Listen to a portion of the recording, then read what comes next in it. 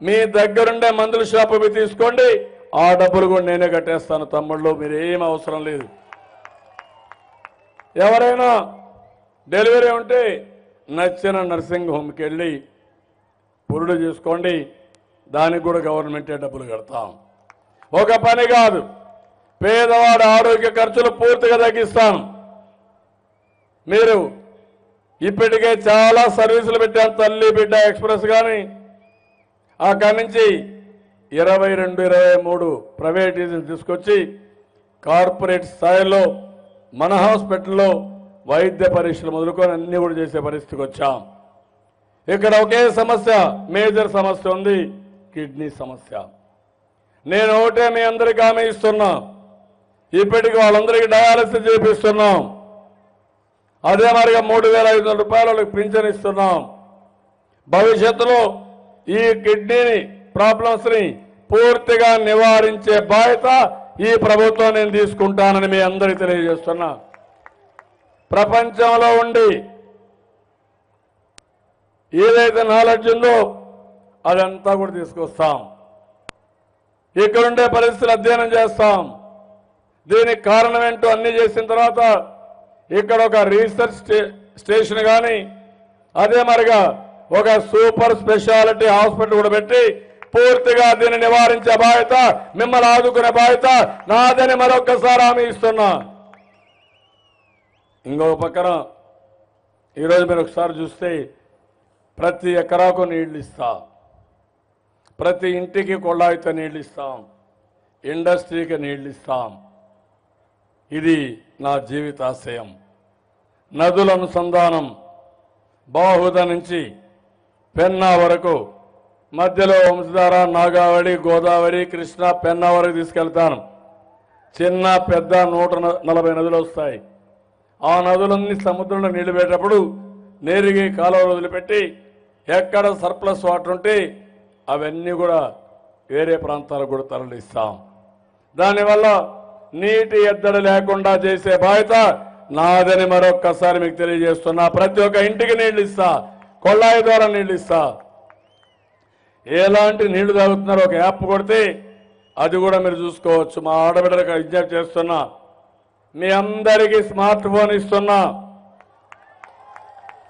అక్కడి నుంచి రాష్ట్రంలో ఎవరైనా సరే పని ఉంటే ఆ యాప్ కొట్టి, చంద్రన్న నాకు ఈ పని ఉందని ఒక్క మాట చెప్తే, చెల్లెమ్మ నీ మాట విన్నాను, ఏం కావాలని చేస్తున్నా, మళ్ళా ఇన్ఫార్మ్ చేస్తానని పని చేసి మళ్ళీ చెప్తా.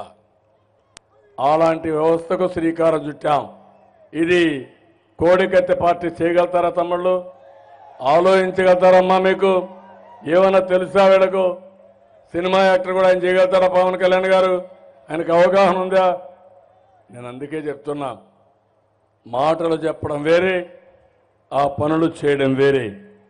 లా అండ్ ఆర్డర్, శాంతి భద్రత. ఈరోజు మీరు ప్రశాంతంగా ఉన్నారు, ఆనందంగా ఉన్నారు. అదే కానీ 31 నేరాలు ఏవైతే చట్టంలో ఉండే నేరాలన్నీ ఉన్నాయి పైన. ఈరోజు మీరు చూడండి, నమ్మక ద్రోహం, మనీ లాండరింగ్, పోలీస్ స్టేషన్ కేసెస్లు అన్నీ ఉన్నాయి. అలాంటి వ్యక్తులు కానీ మళ్ళా ఎక్కడన్నా కానీ పొరపాటున ఏదైనా అయితే మీ జీవితాలు ఏంటని మీరు ఒకసారి ఆలోచించండి. ఊరికొక రవడి, బజారుకు ఒక ల్యాండ్ గ్రాబర్ తయారవుతాడు. మీ ఆస్తులు కూడా మీ పేరుతో ఉండవు. నేను ప్రశాంతమైన వాతావరణం కోసం సీసీటీవీ కెమెరాలు కూడా పెట్టి ఎవడైనా రౌడీజం చేయాలంటే వాడు రౌడీజం చేసే మనపే చొక్కా పట్టుకునే వ్యవస్థకి నేను శ్రీకారం చుట్టానని చెప్పి కూడా నేను మీకు తెలియజేస్తున్నా. నిన్న గాజువాకలో జనసేన కార్యకర్త, వాళ్ళు జనసేనకు పనిచేస్తున్న వైఎస్ఆర్ కాంగ్రెస్ పార్టీ గర్భిణీ స్త్రీ అని కూడా చూడకుండా చాలా దారుణంగా ఆవిడ పైన అటాక్ చేసే పరిస్థితికి వచ్చారు. అంటే ఎలాంటి అవినీతి పరులు, ఎలాంటి నేర చరిత్ర ఉందో మీరు చూడండి. పులివెందల ముఠా కక్షలతో, హత్యా రాజకీయాలతో అట్టుడికి పోయే పరిస్థితికి వచ్చింది. నేను అడుగుతున్నా, పులివెందల మార్కు రాజకీయం మీకు కావాలన్నా తమ్ముళ్ళు, ఆడబిడ్డలు మీరే ఆలోచించుకోండి. ఇచ్చాపురానికి ఒక ప్రత్యేకత ఉంది, ఒక ప్రశాంతమైన వాతావరణం, దేవుడిచ్చినటువంటి ఒక సముద్రం, ఉద్యానం, అదే మరిగా మంచి వాతావరణం. ఇలాంటి వాతావరణంలో మనం ఉన్నాం. పులివెందల్లో ఎవ్వరికీ భద్రత లేదు. ఎప్పుడు ఏమవుతుందో తెలియదు. రౌడీల్ని పెంచారు. ఆ రౌడీలు దేశం మీద అంతా పడే పరిస్థితికి వచ్చారు. ఇది వాళ్ళ యొక్క నైజం అని చెప్పి కూడా నేను మీకు తెలియజేస్తున్నా. అందుకని శాంతి భద్రత కావాలంటే, మీ ప్రాణాలకు రక్షణ, మీ ఆస్తులకు రక్షణ కావాలంటే మళ్ళీ తెలుగుదేశం పార్టీ రావాలి తప్ప వేరే పార్టీ కాదు. సైకిలే మీకు అందరూ కూడా రక్షణ అని చెప్పి కూడా నేను మీకు తెలియజేస్తున్నా. ఇవన్నీ చేస్తూనే నేను ఒకటి ఆలోచించాను.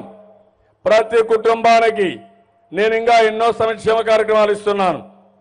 ఈరోజు నేను చెప్పినట్టు కాకుండా ఎన్టీఆర్ వైద్య సేవ కింద మీకు డబ్బులు ఇచ్చాను.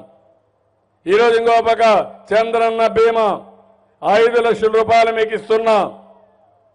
2 లక్షల రూపాయలు 50 సంవత్సరాలకు ఇస్తున్నా. మట్టి ఖర్చులకు 30,000 ఇస్తున్నా. ఏ ఒక్కరు కూడా ఇబ్బంది పడకుండా, నేను చనిపోతే ఏమవుతానని బాధ లేకుండా మిమ్మల్ని గౌరవప్రదంగా వీడుకోలిచ్చే బాధ్యత నేను తీసుకుంటున్నానని మరొక్కసారి మీ అందరికీ తెలియజేస్తున్నా. ఒక ఇంట్లో ఎవరైనా చనిపోతే ఆ ఇంట్లో ఉండే ఆడబిడ్డలు, పిల్లలు రోడ్డు మీద పడే పరిస్థితి వస్తున్నారు. అందుకే 5 లక్షల రూపాయలు ఇచ్చాను. ఇప్పుడు ఇచ్చాపురంలో మొదటిసారి అనౌన్స్ చేస్తున్నా. 5 లక్షలు కాదు, చంద్రన్న బీమా 10 లక్షల రూపాయలు చేస్తున్నానని మీ అందరికీ హామీ ఇస్తున్నా. ఎవరన్నా రోడ్డు యాక్సిడెంట్లో చనిపోతే ఆ కుటుంబం అనాథ కుటుంబం కాకూడదు. నేను ఇచ్చే 10 లక్షలు పెట్టుకొని పిల్లల్ని చదివించి మళ్ళీ మీరు స్థిరపడడానికి ఇది ఉపయోగపడుతుంది. మీ అమ్మా నాన్న ఇవ్వలా, మీ బంధువులు ఇవ్వలా, కానీ చంద్రన్న మీకు ఎప్పుడూ తోడుగా ఉంటాడు, అండగా ఉంటాడు, మిమ్మల్ని ఆదుకుంటాడు. దానికోసం ఇచ్చానని చెప్పి కూడా నేను మీకు తెలియజేస్తున్నా. ఇవన్నీ చేస్తున్నాయి. ఈరోజు అన్న క్యాంటీన్ పెట్టాం. ఏం తమ్ముళ్ళు బాగుంది? ఇచ్చాపురం కూడా పెట్టాం. బాగుందా?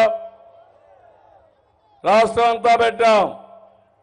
ఇంకో పక్కన పెళ్లి కానుక మా ఆడబిడ్డలందరికీ పెళ్లి నేనే చేస్తాను. కుటుంబ పెద్దగా పెళ్లి శుభ కార్యక్రమం. ఒక విధంగా విషాద కార్యక్రమానికి సహకరించడమే కాకుండా పెళ్లిళ్ళు కూడా నేనే చేస్తా. అందరి పిల్లలకు ఇంతకు 35,000, 40,000, 50,000 ఉండేది. ఇప్పుడు 1,00,000 రూపాయలు ఇచ్చి ఘనంగా పెళ్లి చేస్తా. అత్తామామలు కూడా గౌరవించేట్టుగా మా పిల్లల్ని పంపిస్తా. భర్త కూడా ఆయన దయాదర్శనలే కాకుండా మా ఆడబిడ్డని నేను పంపించినప్పుడు నేను కూడా గౌరవంగా పంపించి 1,00,000 రూపాయలు మా అన్న ఇచ్చాడు కాబట్టి నీ డబ్బులు నాకు అవసరం లేదు. కుటుంబాన్ని కూడా ఏ విధంగా సెట్ చేయాలో, కొత్త కుటుంబాన్ని మనం. అందుకే పెళ్ళంటే చాలా ఇస్తూ ఉంటాం. బట్టలు పెడతాం, పెళ్లి చేస్తాం, 10 మందిని పిలిపిస్తాం, ఆశీస్సులు తీసుకుంటాం. కుటుంబం సెట్ కావడానికి ఆయనకు కావాల్సిన అన్ని ఏర్పాట్లు చేస్తూ ఉంటాం. అందుకే నేను ఇచ్చే 1,00,000 రూపాయలతో మా చెల్లెళ్ళు అత్తవారింటికి భారం కాకుండా మా అన్న పంపించాడు. నాకు కూడా కట్నం ఇచ్చి పంపించాడు. 1,00,000 రూపాయలు కట్నం ఇచ్చి పంపించాడని గర్వంగా చెప్పుకునే విధంగా పెళ్లిళ్ళు చేస్తా. ఏ ఆడబిడ్డ అనాథ కాదు, అది చేసి చూపిస్తానని చెప్పి నేను మీకు తెలియజేస్తున్నా. మీ పిల్లలు చదివిస్తా. గర్భం నుంచి, గర్భిణీ స్త్రీ గర్భం దాల్చినప్పటి నుంచి చనిపోయే వరకు నేను అండగా ఉంటా. అన్ని దశల్లో అండగా ఉంటా. అదే మరిగా ఇవన్నీ చేయాలంటే ఒక పద్ధతి ఉండాలి. డబ్బులు సంపాదించే మార్గం ఉండాలి. జగన్కు దొంగ లెక్కలు రాసుకోవడం తప్ప ఏమీ తెలియదు. నరేంద్ర మోడీ మాటలు చెప్పడం తప్ప అసలు చేస్తలే తెలియదు. కేసీఆర్ మనం ఇచ్చిన బంగారు గుడ్డు పెట్టే బాతుని అనుభవించడం తప్ప కొత్తగా బంగారు గుడ్డు పెట్టే బాతును సృష్టించలేడు. నేను హామీ ఇస్తున్నా, ఈరోజు మళ్ళా అమరావతిని రెండో బంగారు పెట్టే బాతుని నేను తయారు చేస్తాను. తమ్ముళ్ళు, బంగారు గుడ్డు తయారు చేస్తాను. అదే నా శక్తి. ఈరోజు ఇచ్చాపురం ఉంది, చెన్నై దగ్గర తడ ఉంది. నా కళ ఇక్కడి నుంచి బీచ్ రోడ్డు నేరుగా తడ వరకు తీసుకెళ్తా. మొదటి విడతలో ఇచ్చాపురం నుంచి భోగాపురం ఎయిర్పోర్ట్ వరకు బీచ్ రోడ్ వేసి మధ్యలో నేషనల్ హైవేకి 2 కనెక్ట్ చేస్తాం. అందులోనే రైల్వే లైన్ కూడా వస్తుంది. రైల్వే లైన్ ఉంది, నేషనల్ హైవే ఉంది, బీచ్ రోడ్ ఉంది, సముద్రం ఉంది, భావనపాడు పోర్ట్ ఉంది, కరెంట్ ఉంది, నీళ్లున్నాయి. మా తమ్ముళ్ళు బ్రహ్మాండంగా స్కిల్స్ ఉండే తమ్ముళ్ళంతా ఉన్నారు. నైపుణ్యం ఉండే తమ్ముళ్ళు ఎక్కువ ఉండేది ఈ దేశంలో మన రాష్ట్రంలో అని చెప్పి నేను మీకు తెలియజేస్తున్నా. We're number 1. ఇంకా పెట్టుబడులు నా మీద విశ్వాసంతో వస్తారు, ప్రపంచాన్ని తీసుకొస్తాయి ఇక్కడికి. ఆ తర్వాత మీరే చూస్తారు, ఇండియాలో నెంబర్ 1 స్టేట్ చేస్తా. గడిచిన 5 సంవత్సరాల్లో అత్యధిక సంపద సృష్టించిన రాష్ట్రం మంది, నదుల అనుసంధానం చేసిన రాష్ట్రం మంది, ఈజ్ ఆఫ్ డూయింగ్ బిజినెస్ మంది, గ్రామాల అభివృద్ధి మంది, అన్నిట్లో మనమే నెంబర్ 1. అలాంటి నరేంద్ర మోడీ నాకు రాజకీయం నేర్పిస్తున్నాడు, నాకు అభివృద్ధి పాఠాలు చెప్తున్నాడు. ఈ నరేంద్ర మోడీ నేను చేసింది మొత్తం స్టడీ చేసుకుంటే మీ గుజరాత్ ఎక్కడుంది, మా ఆంధ్రప్రదేశ్ ఎక్కడుంటుందో భవిష్యత్తులో చూడమని మరొకసారి సవాలు విసురుతున్నా. నిన్నన్నీ చెప్పారు, ఇష్ట ప్రకారం మాట్లాడాడు. ఈయన ఒక విలువలు లేని వ్యక్తి, పద్ధతి లేని వ్యక్తి, తప్పులు చెప్పే వ్యక్తి. ఏ పూటకు ఆ పూట తప్పులు చెప్పేసి తప్పించుకుంటాడు తప్ప ఉందాతనం లేని వ్యక్తి. అలాంటి వ్యక్తి నరేంద్ర మోడీ పెట్రోకెమికల్ కారిడార్ పెట్టాడంట. ఎక్కడ పెట్టాడని నేను అడుగుతున్నా. అన్ని కాలేజీలు ఇన్స్టిట్యూషన్స్ పెట్టేశాడంట, పోలవరం పూర్తి చేసేశాడంట, లేకపోతే విశాఖపట్నం రైల్వే జోన్ ఇచ్చేశాడంట. కడాన మనకు వెనుకబడిన జిల్లాలకు డబ్బులు ఇవ్వాలి, 4వ విడత ఇవ్వాలి, 50 కోట్లే ఇస్తున్నారు జిల్లాకి. తెలంగాణకు 4వ విడత ఇస్తాడు, మనకిచ్చి మళ్ళా మన అకౌంట్ల నుంచి డబ్బులు తీసుకుంటారు. దీనికి సమాధానం చెప్పడం. నేను అడుగుతున్నాను మిమ్మల్ని, ఈ నరేంద్ర మోడీ మనకు అన్యాయం చేశాడా లేదా, నమ్మక ద్రోహం చేశాడా లేదా తమ్ముళ్ళు మిమ్మల్ని అడుగుతున్నా. అందుకని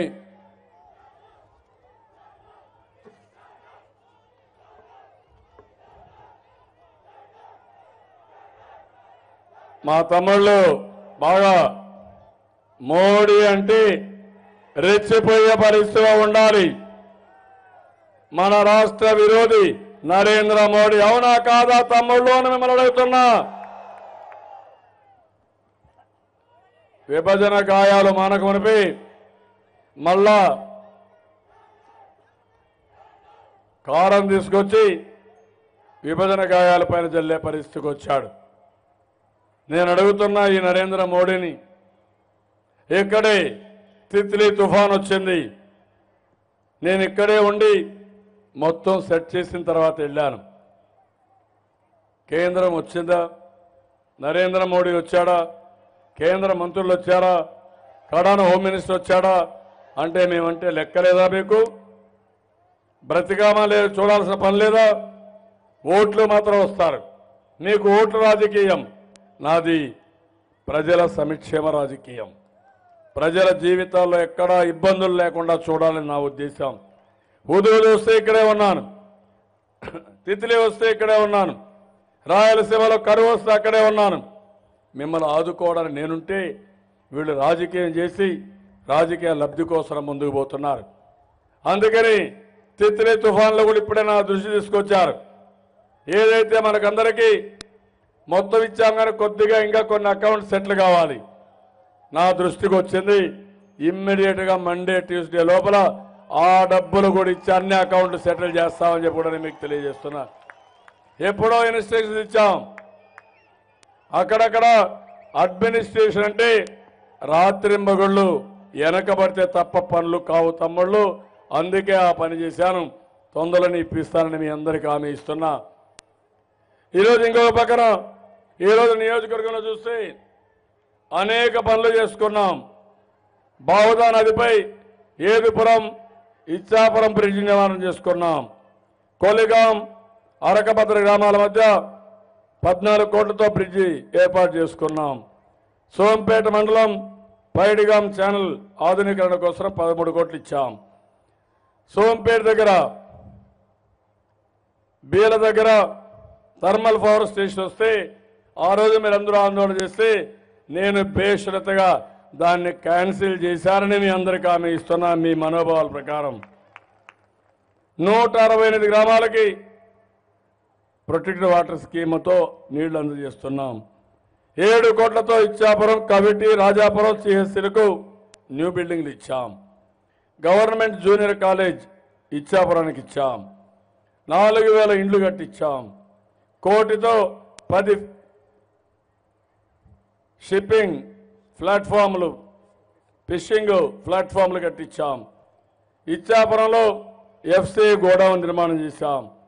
8000 ఎల్ఈడి బల్బులు, వీధి దీపాలు ఏర్పాటు చేశాం. సైక్లోన్ షెల్టర్ భవనాలు 2 కోట్లతో మనం ఏర్పాటు చేసుకున్నాం. కవిటి మీదుగా కొజ్జిరియా నుంచి సోంపేటకు, కవిటి నుంచి ఏదుపురానికి 10 కోట్ల రూపాయలతో బీటీ రోడ్లు వేసుకున్నాం. 3 కోట్లతో 35 స్కూల్ బిల్డింగ్లు కట్టాం. ఇచ్చాపురంలో అన్నా క్యాంటీన్ పెట్టాం. ఈరోజు నేను ఇప్పుడే చెప్పాను, వంశధార, నాగావళి, బాహుదా ఈ 3 నదులు అనుసంధానం చేసి మీకు నీటి సమస్య లేకుండా ఎన్ని వేల కోట్లైనా పర్వాలా ఆ పని నేను చేస్తాను. టెండర్లు కూడా పిలిచాం. ఇంకో పక్కన 5 కోల్డ్ స్టోరేజ్లు కావాలని, సోంపేటలో అన్నా క్యాంటీన్ కావాలని ఇది కూడా శాంక్షన్ చేస్తామని చెప్పి కూడా నేను మీకు తెలియజేస్తున్నా. ఇంకో పక్కన బెంతువరియా కమ్యూనిటీ ఉంది. ఇది ఎప్పటి నుంచో పెండింగ్ ఉంది, ప్రాబ్లం ఉంది. నేను ఆ రోజు ఇస్తే మళ్ళా దాన్ని లిటిగేషన్లో పడేశారు. తప్పకుండా ఎలక్షన్లు అవుతానే దీన్ని పరిష్కారం చేసే బాధ్యత నేను తీసుకుంటానని మీ అందరికీ హామీ ఇస్తున్నా. ఇంకో పక్కన ఇక్కడ సోంపేట, ఇచ్చాపురం, కవిటి డయాలసిస్ కేంద్రాల్లో నెఫ్రాలజిస్టులు కానీ ఏమేం కావాలని అవన్నీ పెట్టి మిమ్మల్ని పూర్తిగా ఆదుకునే బాధ్యత నాదని మరొక్కసారి తెలియజేస్తున్నా. ఈ ప్రాంతాల్లో హిందీ 2వ లాంగ్వేజ్ కావాలన్నారు. తప్పకుండా దీన్ని కూడా శాంక్షన్ చేపిస్తాను, దీన్ని కూడా అనుమతిస్తామని మీ అందరికీ హామీ ఇస్తున్నా. తమ్ముళ్ళు, మనం ఈ పనులన్నీ చేస్తున్నాం. అయితే ఎన్నికల్లో నేను చూశాను మీ ఉత్సాహం. తెలంగాణ మన మీద ద్వేషం పెంచుకున్నారు. కేసీఆర్ ఒకటి ఆలోచించాడు, అమరావతి వస్తే హైదరాబాద్ ఎత్తిపోతుంది, మొత్తం గాలిపోతుంది. అందుకే మనం ముఖ్యమంత్రి కాకుండా జగన్మోహన్ రెడ్డి అయితే వాళ్ళకు భయపడి అమరావతిని డెవలప్ చేయకుండా అమరావతి రాజధానిని నిర్వీర్యం చేయాలని ఆలోచిస్తున్నారు. రెండోది పోలవరానికి అడ్డం పడ్డారు. మూడోది నాగార్జున సాగర్, శ్రీశైలానికి అడ్డం పడుతున్నారు. దొంగతనంగా మన నీళ్లు వాళ్ళు కొట్టేయాలని చూస్తున్నారు. ఇంకో పక్కన ఇక్కడ కానీ ఒక సమర్థత లేని పరిపాలన వస్తే తద్వారా డైరెక్ట్గా పెత్తనం చేయొచ్చు అనుకుంటున్నారు. తెలంగాణలో మీరు చూశారు, అన్ని రాజకీయ పార్టీలు కొనేశారు. ఇష్టానుసారం కొనేసి ఇతను మొత్తం బెదిరింపులు చేస్తూ రాజకీయం చేశారు. నేను ఒకటే మిమ్మల్ని కోరుతున్నా, ఒక పక్క నరేంద్ర మోడీ, ఒక పక్క కేసీఆర్, వాళ్ళు ఏమీ చేయలేరు. వాళ్ళకంట ఈ జగన్మోహన్ రెడ్డి. ఈయన పట్టుకొని డబ్బులు పంపిస్తున్నారు, రాజకీయం చేస్తున్నారు, పోలీస్ సహకారం చేస్తున్నారు, మనల్ని ఇబ్బంది పెడుతున్నారు. నరేంద్ర మోడీ వీళ్ళని కాపాడడం, మనల్ని ఇబ్బంది పెట్టడం. ఇది ఎక్కడ న్యాయమో మీరు ఆలోచించాల్సిన అవసరం ఉంది. వీళ్ళని కానీ మనం గట్టిగా ఎదుర్కోవాలంటే మీలో ఒకటే రావాలి, గట్టిగా నిలబడాలి. ఎవరైనా సరే ఇక్కడ తెలుగుదేశం పార్టీ ఇప్పుడు నేను చూస్తున్నా, ఇంతమందిని నేను ఎప్పుడూ ఇచ్చాపురం నా జీవితంలో ఎప్పుడూ చూడలేదు. అన్ని ఎన్నికల్లో మీరు గెలిపించారు. అంత స్ఫూర్తి కనపడుస్తూ ఉంది. ఇది ఓట్లుగా మారాలి. ఈరోజు అశోక్ ఉన్నాడు. నేను ఒకటే మిమ్మల్ని కోరుతున్నా, నేను పంపించిన అభ్యర్థి, నేను అన్ని విషయాలు ఆలోచించాను. ఒక్క విషయమే కాదు, అన్ని విషయాలు ఆలోచించాను. మిమ్మల్ని అడిగాను, కార్యకర్తల్ని, నాయకుల్ని అడిగాను. అన్ని చూసిన తర్వాత ఫైనల్గా అశోక్ అయితే ఇక్కడ మంచి ఎమ్మెల్యేగా ఉంటాడనే ఉద్దేశంతో నేను పెట్టాను. మీ అందరూ చెప్పిన తర్వాత నేను పెట్టాను. రామ్మోహన్ ఉన్నాడు, ఎర్రమనాయుడు గారి గురించి మీకు తెలుసు. నా మాట ఒక్క మాట చెప్తే మాట జమజాటే పరిస్థితే లేదు. ఆయన రాష్ట్ర అభివృద్ధి కోసం పనిచేశాడు, కుటుంబాన్ని కూడా పట్టించుకోకుండా పనిచేశాడు. అలాంటి ఎర్రవనాయుడు గారు అబ్బాయిగా రామ్మోహన్ నాకు సొంత కుటుంబ సభ్యుడు మారిగా ఆ విషయం మీరు గుర్తుపెట్టుకోవాల్సిన అవసరం ఉంది. అందుకే ఈసారి రామ్మోహన్నే కాదు, వీళ్ళ సిస్టర్ ఉంటే భవానీ ఉంటే రాజమండ్రిలో ఆ అమ్మాయికి కూడా ఎమ్మెల్యే ఇచ్చారని చెప్పి కూడా నేను మీకు తెలియజేస్తున్నా. వాళ్ళ అర్హులు, పిల్లలు బాగా చదువుకున్నారు, తండ్రి గుణాలు వచ్చాయి, ప్రజాసేవలో ఉండాలనుకుంటున్నారు. అలాంటప్పుడు ప్రోత్సహించవలసిన బాధ్యత ఒక కుటుంబ పెద్దగా, తెలుగుదేశం పార్టీ కుటుంబ పెద్దగా నేను ఈ బాధ్యత నెరవేర్చానని మరొక్కసారి మీ అందరికీ తెలియజేస్తున్నా. అందుకనే మిమ్మల్ని అందరినీ అడుగుతున్నా ఒక మాట, రేపు జరిగే ఎన్నికల్లో మీరు గెలిపిస్తున్నారు, గెలిపించడానికి డోకా లేదు. రాష్ట్రంలో 175 సీట్లు గెలవాలి, వన్ సైడ్ ఎన్నికలు జరగాలి. 2014లో కాంగ్రెస్ పార్టీని ఎక్కడా ఒక ఓటేయకుండా ఓడించారు, విభజన చేశారనే కోపంతో. ఆ రోజు చేసిన విభజన వల్ల విభజన చట్ట హామీల్ని, ప్రత్యేక హోదాని మనకివ్వలేదు. తెలంగాణ ప్రభుత్వం మన వాటా మనకివ్వాల ఆస్తిలో. అలాంటి వాళ్ళతో ఇతను జగన్మోహన్ రెడ్డి కలిశాడు. మొన్న అంటున్నాడు ప్రత్యేక హోదా ఇస్తామని కేసీఆర్ చెప్పాడు, నేను కలిస్తే తప్పేంటని. ఎవరి చెవిలో చెప్పాడు తమ్ముడు? మీరు ఎప్పుడు విన్నారా కేసీఆర్ ప్రత్యేక హోదా మనకి ఇమ్మన్నాడా? సోనియా గాంధీ హైదరాబాద్లో ఆంధ్రాకు ప్రత్యేక హోదా ఇస్తారని ఎన్నికల సమయంలో చెప్తే, మీరు ఆంధ్రాకి ఎట్టిస్తారు, అక్కడ ఇస్తే మాకు కూడా ఇవ్వాలి, లేకపోతే ఇండస్ట్రీస్ రావని అడ్డం చెప్పిన వ్యక్తి ఈ కేసీఆర్. సోనియా గాంధీని తిట్టిన వ్యక్తి ఈ కేసీఆర్. ఆయనతో జతగట్టి రాష్ట్రానికి ద్రోహం చేయాలనుకుంటున్నాడు. ఒక పక్క నరేంద్ర మోడీ మన విరోధి, రెండో పక్క కేసీఆర్ మన విరోధి. వాళ్ళకి సపోర్ట్ చేసి జగన్ రాష్ట్ర ద్రోహి అని చెప్పి కూడా నేను మీకు తెలియజేస్తున్నా. మీ ఆటలు సాగనీయం, మా హక్కుల కోసం పోరాడతాం. నువ్వు ఇష్టం లేకపోతే లోటస్ పాండ్లోనే ఉన్నావు, అక్కడనే సీట్లు సెలెక్ట్ చేశావు, అక్కడే ఉండిపో, మాకేం బాధ లేదు. అక్కడే కేసీఆర్కి ఊడిగంజి బంచే నీ కాళ్ళు మొక్కుతాను, కాళ్ళు మొక్కు, కాళ్ళు గొడుగు ఏమైనా చేసుకోగానే మా ప్రజలకు ఇబ్బంది కలిగే పరిస్థితి వస్తే కబద్దార్ జాగ్రత్తగా ఉండండి, ఎవరిని వదిలిపెట్టమని నేను మిమ్మల్ని కోరుతున్నా. తమ్ముళ్ళు, మీలో రోషం వచ్చిందా? రోషం ఉందా లేదా? ఆంధ్ర బాగుపడాలా లేదా? భవిష్యత్తు కోసం ఆలోచిస్తున్నారా లేదా? ఆలోచిస్తే గట్టిగా చెప్పండి, లేచి పోరాటానికి సిద్ధంగా ఉన్నామని చెప్పండి. అందరూ ఆడబిడ్డలందరూ పిడికెలు బిగించి చెప్పాలి. సిద్ధంగా ఉన్నారా? రేపు ఎలక్షన్లో చిత్తుగా ఓడిస్తారా? నిన్న చూశారు సుప్రీంకోర్టులో ఒక విషయం, ఇది కూడా చెప్పాలి మీకు. Last election commission EVM machines వచ్చాయి. ఆ రోజు నుంచి కూడా మనం చెప్తున్నాం, ఇందులో మోసం చేయడానికి అవకాశాలు ఉన్నాయి, రిగ్గింగ్ చేయడానికి అవకాశాలు ఉన్నాయని. వీవీప్యాట్ అని అంటే అందులో మన మెషిన్లో బటన్ నొక్కుతానే ఒక పేపర్ కూడా వస్తుంది, ఆ పేపర్లో ప్రింట్ అవుతుంది. మీరు ఏ పార్టీకి వేసారో ప్రింట్ అయ్యి మళ్ళా బ్యాలెట్ బాక్స్లో పోయి పడుతుంది. దానికి నేనే పోరాడా రోజు శ్రీకారం చుట్టాం. ఈరోజు మేము అడిగాం, అవి కౌంట్ చేయమన్నాం, 50% కౌంట్ చేయమన్నాం. ఒకప్పుడు ఒక రోజులోనే మాన్యువల్గా మొత్తం కౌంట్ చేసేవారు. అలాంటిది కౌంట్ చేయమంటే ఎలక్షన్ కమిషన్ కాకి లెక్కలు చెప్తా ఉంది. 6 రోజులు పడుతుంది, 7 రోజులు పడుతుంది, కౌంట్ చేయడానికి వీలు కాదని సుప్రీంకోర్టుకు మళ్ళా సమాధానం చెప్పారు. నేను దీనిపైన పోరాడతా. మీరు కూడా గుర్తుపెట్టుకోండి, ఎన్నికల్లో చాలా జాగ్రత్తగా ఉండాలి. మనం ఎవరికి ఓటేసామో ఆ స్లిప్ వస్తానే మీరు చూడాలి. డౌట్ ఉంటే అక్కడికక్కడ నిలదీయాలి. ఆ తర్వాత అది బ్యాలెట్ బాక్స్లో పడుతుంది. ఆ బ్యాలెట్ బాక్సులన్నీ కౌంట్ చేయమని పోరాడుతున్నా అని చెప్పి తెలియజేసుకుంటూ, ఇప్పుడు నేను అడుగుతున్నా మిమ్మల్ని అందరినీ, తమ్ముళ్ళు మీ ఓటు, అమ్మలారా మీ ఓటు. తెలుగుదేశం జిందాబాద్, తెలుగుదేశం, తెలుగుదేశం. ఎన్టీఆర్ వర్ధిల్లాలి, ఎన్టీఆర్, ఎన్టీఆర్. ఇప్పుడు గట్టిగా చెప్పాలి, ఆత్మగౌరవాన్ని అంటే కాపాడుకుంటాం కాపాడుకుంటాం, ప్రాణాల పైన సరే కాపాడుకుంటాం. ఆత్మగౌరవాన్ని ఆత్మగౌరవాన్ని ఆత్మగౌరవాన్ని చాలా స్ఫూర్తిదాయకంగా ఉన్నారు. అందరికీ మనస్ఫూర్తిగా మరొక్కసారి అభినందనలు, ధన్యవాదాలు. జై హింద్, జై తెలుగుదేశం.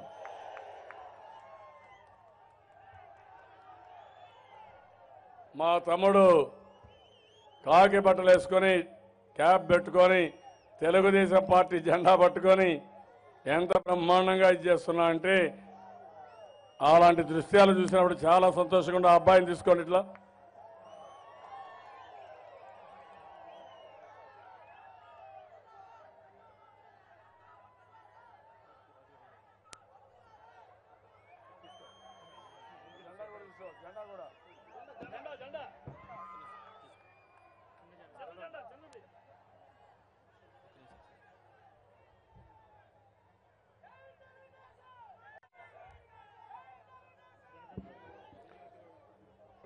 నారా చంద్రబాబు నాయుడు నాయకత్వం, నారా చంద్రబాబు నాయుడు నాయకత్వం.